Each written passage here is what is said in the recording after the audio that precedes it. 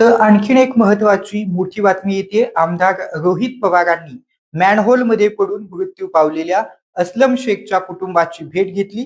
पाहुयात आमदार रोहित पवार यांनी भेट घेतल्यानंतर ते नेमके काय म्हणाले ते आपण एकदा ग्राफिकच्या माध्यमातून पाहूयात.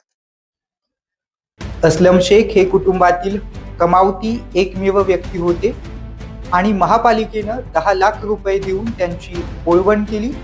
पण एका जीवाची किंमत पैशात कशी होऊ शकते असा सवाल देखील रोहित पवारांनी उपस्थित केला.